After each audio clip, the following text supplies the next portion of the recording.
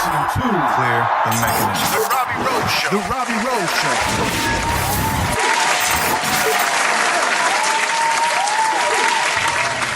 Hey, what's going on, guys? It's your boy Robbie Rowland here, the host of the Robbie Rose Show. Another episode of the Q&A type thing. I've been getting a lot of emails recently, and honestly, like a lot of the emails that I've been getting are really good, I would say, quote unquote, mainstream questions.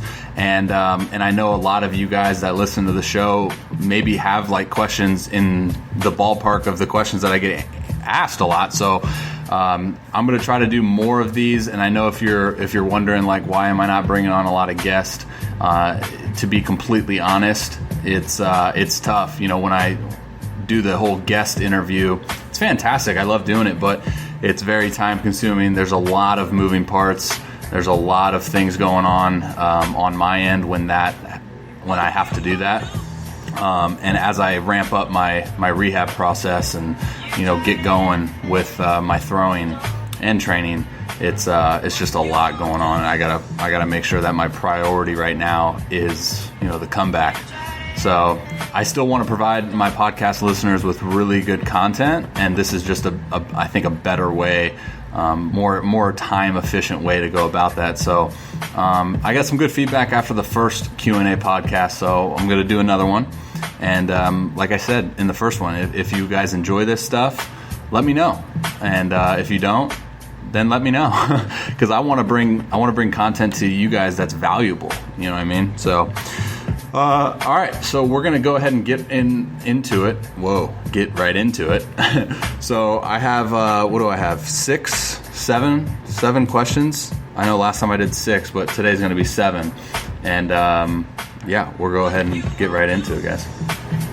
Ooh, but before we do, sorry, I just remembered something. I was supposed to talk about my online throwing program option. So I get a ton of questions about throwing program, and I know like there's a ton of confusion in regards to, hey, what should I do when I throw? So I wanted to create an option on my website, therobbieroshow.com, that you guys can sign up, and we can kind of assess you and individualize a program that's best suited for your goals as far as like what you should do in your throwing program. So you can go check that out on therobbieroshow.com under the services, my services tab.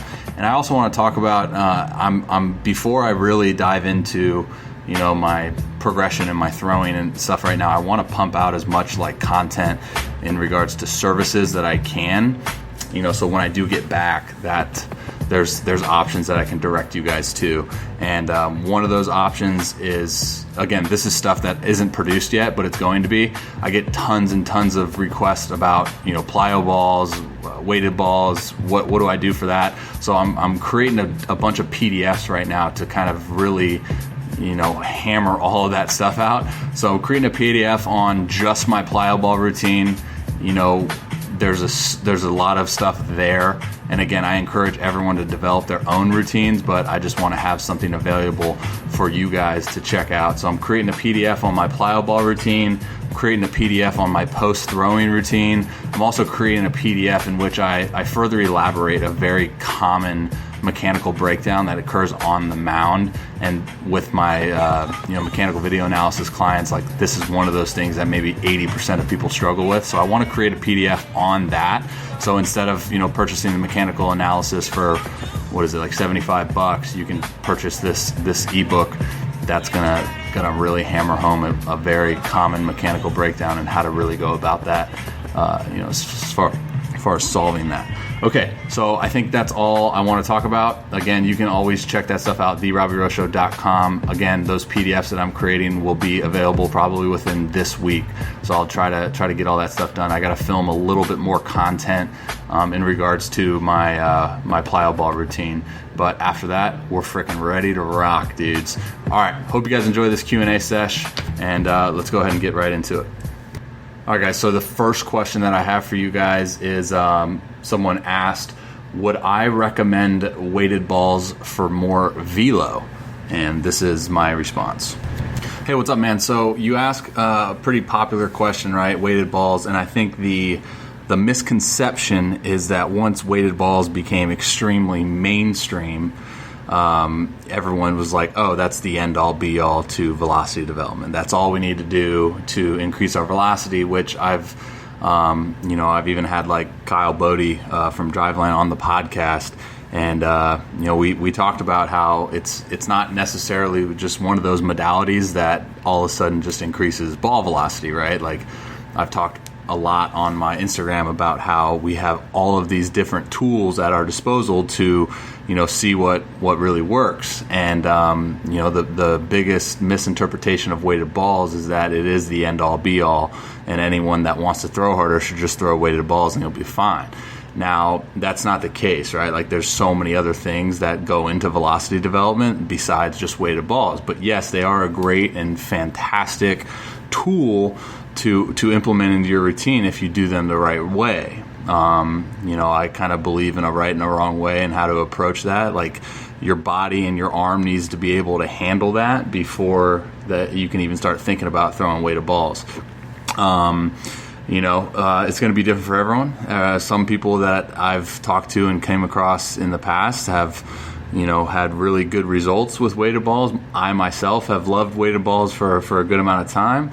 And I've also met people that hate them, that don't utilize them at all because they had bad experiences or whatever. And, I'm not going to sit here and tell you yes or no. There's not really an absolute answer when it comes to a question like this. But, I would say first and foremost, make sure that your arm mechanics are in a good spot. Make sure your delivery as a whole is in a good spot. Make sure your training is good to where you're doing the right things that your body can handle throwing weighted balls, and go about it that way. So hopefully that helps, man. Hopefully that was some good insight for you. And I know with questions like this, I know a lot of people ask these for a yes or no or an absolute, and there's never really much of that with questions like this. So hopefully that helps, brother, and best of luck to you. All right, the next question's a really good question. Well, all of these questions are really good, but this one in particular, it's something that we don't really often talk about. But it's, do I have any advice for how to get comfortable throwing off-speed pitches and staying consistent with them? The individual says, there are times where my curveball and slider are filthy, and then there's days where my curveball is slipping out and fading away instead of the 12-6, and my slider looks more like a fastball with very little movement. I'd greatly appreciate it. So, fantastic question, and this is my response. It's a good question, man, because as we know as pitchers, even throwers, some days everything works, some days it doesn't work at all, right? That's just kind of the nature of the beast. But consistency is the name of the game, and it's about identifying how to best go about getting, yourself to be consistent, because everyone's process on how is going to look different, right? So when it comes to throwing off speed and being consistent with it is, for me personally, it's just intentional repetitions, man. And I know I probably sound like a broken record when I say that, but I really do believe in that. Like if you say you throw like total of 50 throws for one day, right? How many throws are those breaking balls? Are you throwing breaking balls? What does your catch play look like? Are you throwing your breaking balls in your catch play? Are you throwing them in your bullpens? What does your bullpens look like? Like, what does your sides look like, right? Like, are you actually, before your bullpen starts, are you saying, okay, today's bullpen, I'm going to focus majority on execution of breaking balls? Okay, boom. Or is it just, I'll throw a couple there, throw a couple here, and then I'm done? I think that's where a lot of people go wrong, is they're not super intentional with every single throw that they make. Now, that's not going to be guaranteeing you all of a sudden being comfortable with throwing your off speed, but it's going to give you a lot better of a chance to be comfortable, because the brain downloads reps. The brain understands comfort by the amount of times that you do something or put yourself in that situation. You know what I mean? So practice that, practice game reps, man. I really do believe in putting everything into practice. So hopefully that makes sense, dude. If you want to take a deeper dive into that, I have a pitch grip analysis consultation service, which is like $30, dude, and we actually go on a video chat and we just chat about your grips and maybe what might be leading to you being uncomfortable with a specific grip, and so on and so forth. So if you want to check that out, I'll definitely include that link in this email. But good question, brother, and best of luck with everything, man. All right, guys, so next question. Someone asks, do you have any tips for me as a high school junior? I only throw 75 miles an hour with okay off-speed as a sophomore. Is velocity the most important thing for someone my age? And do you have any tips for working on getting really good off-speed pitches like a curveball? Hey, man, so yeah, when it comes to stuff like this, dude, I think it always comes down to, like, what is your goal? What is your end goal? Are you, you say you're a high school junior, are you trying to play college baseball? Or do you want to just, do you want to compete at the level that you're at right now? And do you want to dominate and help your, high school team win games? Or is it big picture mindset where you're like, I got to do anything and everything to play college baseball, whether it be D1, D2, JUCO, NAIA, whatever it is? Because depending on your goal, you're going to have to align the way you go about your work a little bit differently. So you ask questions about velocity and you ask questions about off-speed pitches. Like, again, that's dependent on your goal, man. So for me, it's about, if your big picture goal is to play more at like the next level and just keep advancing through this game, then you need to be completely intentional with your velocity development. You need to do everything and anything to, focus on throwing harder. I hate to be that guy, but that's just what the game at the higher levels demands you. It puts you in a better position, to advance in this game. It's throwing harder. And obviously results do matter, but it's tough. There's that fine line as far as, do results matter or does velocity matter? And we can have that discussion all day and every day, but it holds true to velocity being fairly important for you advancing to the next level. Now, if you want to just have a good high school season, then yeah, man, like, these are the conversations that we can have as far as, developing a good off-speed pitch, developing a couple different things within your game that could help you get outs at the high school level. So what I'll do, I'll shoot you some links as far as services that I could provide, and I'd encourage you to talk to your folks about, potentially exploring one of those options. But yeah, man, I hope what I said made sense, and you can benefit from that. But let me know what you want to do after taking a look at those links. And cool, brother. Best of luck to you. Okay, next question is, do you have any suggestions on how to warm up when pitching in relief on cold nights? Hey, man, great question. How to warm up when pitching in relief on cold nights? Yeah, dude, so it's funny. In 2015, I had my first experience with, like, cold nights. I was pretty fortunate my whole entire career playing in warm weather. And then in 15, I started the year in Illinois in April, and it was, like, freezing. I really had no idea what to do. So a few hacks that I would say to think about doing is, one, obviously always dress warm, right? Like, tights, warm tights under, long sleeve under. I don't know if you're a superstitious guy, not wearing long sleeves under your jersey, but you got to do what you got to do.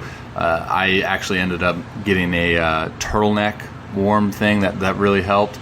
Beanies, if you can wear a beanie in the bullpen, that's fantastic. Hand warmers are a fantastic tool, because obviously we need to feel our hands, right? And then the next thing, man, is I would say it's kind of obvious, right? Like, throughout the whole entire game, like, keep moving. Try not to sit down for like 20 minutes in a row. Just keep moving, whether it's like a walk to the dugout or a walk to the clubhouse or wherever you're at. Just try to keep moving and try to stay warm. Even if you don't pitch that night, like, what's the worst thing that's going to happen if you just stayed warm the whole entire game, right? Like, not really much. Obviously, don't wear yourself out, but try to find that fine line. Next thing is like, if you have bands, you can do really light band work the whole time. Towel drill, like, just find ways to keep moving. And then another thing, I don't know the science behind this, but this is just something that I would do. Depending on if I had an idea that I was going to go in the game just throw some hot cream, icy hot, whatever you guys got on your arm. You know, even if it's a placebo thing where you're like, the science shows it doesn't point to any evidence on if it's working, but if it says in your brain like, oh, my arm's hot, then hey, frickin' A, dude. Hopefully that helps, man. Best of luck to you moving forward. All right, guys, so I know I talk a lot about how I don't typically answer like injury or pain questions, but I wanted to elaborate a little bit on this one. Someone asked, after my last season, I threw around 100 innings, but my body's only used to throwing about 30 or 40 a season for my past couple years. Now my arm feels super weak, and I have taken 3 weeks off. Do you have any suggestions for what I should do? Hey, man, yeah, it's definitely tricky, you know.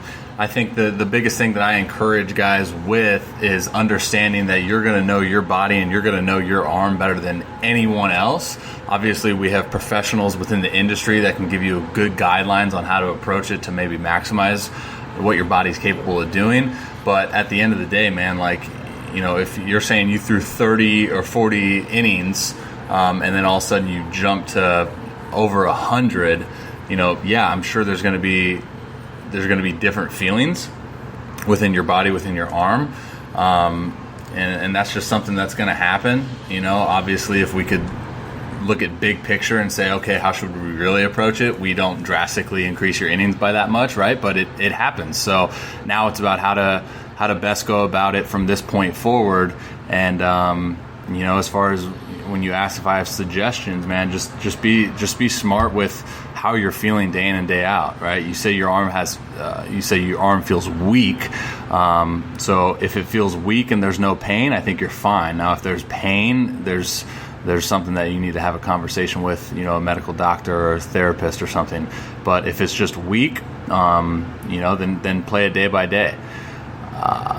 You know, it goes back to that thought of you're going to know your arm better than I would know your arm. See, for me, you know, I have to distinguish early on, okay, is this soreness? Is this pain? Is this dead arm? Is this weakness? Because that's going to dictate how I approach it moving forward. That's going to tell me, do I need to, you know, take a day, take 2 days, or do I need to throw through it? You know, there's a lot of variables there, but hopefully that helps, man.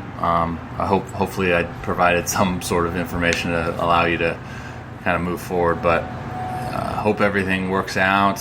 But that's my biggest encouragement, man, is kind of distinguish if it just feels weak, tired, painful, dull, achy, and then come up with an approach to attack it. All right, brother. Best of luck to you. All right, so last question. Whoa. Sorry. Last question. All right. So this person says, hey, I listened to your Q&A podcast yesterday. Shout out. Love that. And thought it was really helpful. This is his words, not mine. One question I have, would you recommend using plyo balls when taking a break from throwing after throwing for the fall season? Again, thanks for all the great content. First of all, dude, let's go. That fires me up. Appreciate that. And oh shoot, yeah. Here's my answer to him. Yeah, man. This is going to be one of those things where it's individual dependent, right? So like, I can give you what I've used in the past and what I know that allows me to feel optimal. And to be completely honest, like I'm more of a guy that my arm feels better and my body responds more better. That's better. It just responds better to you know, an active workload with minimal rest. I don't know if that's me just mentally confusing myself or if it actually is true. And you know, we sit and talk about placebo a lot, but I'm all for it. You know, I think the biggest component to this is, you know, have you prepared your body and have you prepared your arm in such a way to where it can withstand high amounts of load and high amounts of stress? That's the biggest misconception in the, you know, as far as baseball development goes, is everyone just thinks, you know, okay, this is the amount of throws that I do and this is when I take my time off and this is the routine that I do with my weighted balls and blah, blah, blah, you know, and that's all fine and dandy, but you have to tailor it to meet like your needs. So what I mean by that is like, are you preparing accordingly to make sure that you're going to recover and grow along that process. So I always encourage guys when they ask me about, recommendations as far as whether it be plyo balls or long toss or pull downs, running, like all of these, these things. My biggest recommendation is just, to make sure that you're looking at your preparation.